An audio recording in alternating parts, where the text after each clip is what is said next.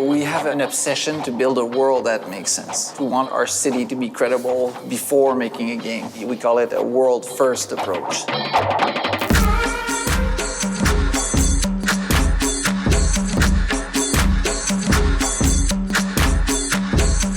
It's really important for us to create a city that feels alive. We speak a lot in Watch Dogs 2 about the world being a simulation, and that's really the fundamental aspect of it. We wanted the world to be non-player centric, meaning it will live without you being there.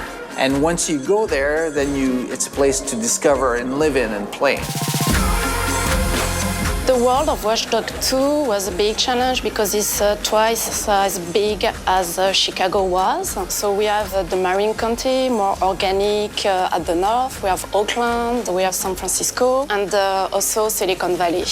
Each region has its own flavor. So San Francisco is the more colorful, Mission District is more Mediterranean revival. The variety with the architecture in San Francisco is huge because it's the quintessence of each district.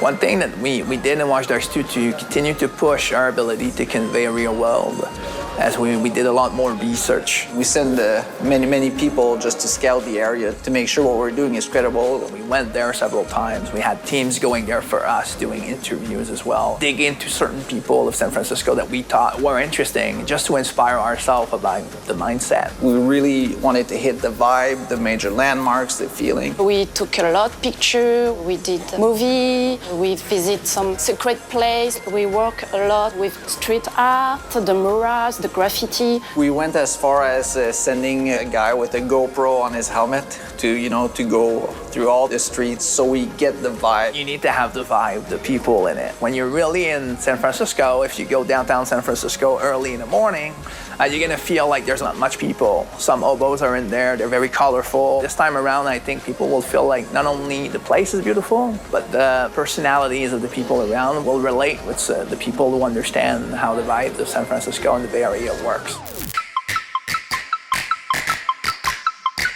One of the things I wanted to push forward in Watch Dogs 2 is make sure that the world would offer many different stories, many different things to discover. The whole progression of the game is about world exploration.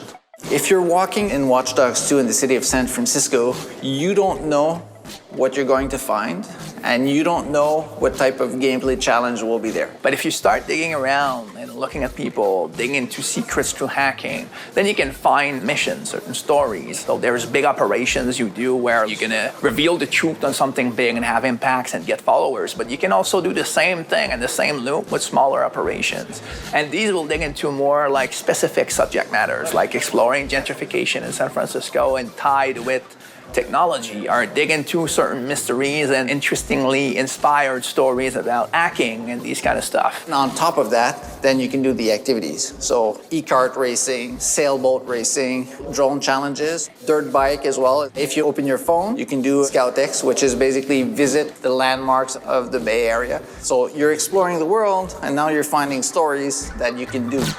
The NPCs in Watch Dogs 2 are closer to a simulation, meaning if you don't exist, they will be doing things together without you actually, needing to interact. So they can fight, they can bicker, they can interact, and that can be used to take advantage in gameplay moments. Certainly is a living world to wander around in Watch Dogs 2, and I think that when players start messing around with the people around, not only it's a living world, but it's an interactive world. Like being able to wander around in an open world is a place where players want to get surprised. And I think Watch Dogs with Seamless Online have an extra way to surprise players, like by other players. We really wanted to include co-op because you're part of DedSec. You can basically explore the whole world in co-op. Being with your buddies, doing things with them, partaking in stories about DedSec was really important, so co-op is fundamental to that. And it's all over the place, right? It's not just co-op and missions. That's new and it's great, but it's also bringing back the invasions, but with the new mechanics. We have a new form of invasion we call the bounty. So we have something called the DedSec events. So we're really excited about how those possibilities can fit, because in the end, even after the narrative has been consumed and all of these things, the simulation in the system stays. So the best stories that comes about Watch Dogs 2 become stories about players, because it's always the case. It's the ideas of millions of players combined together that blows our minds.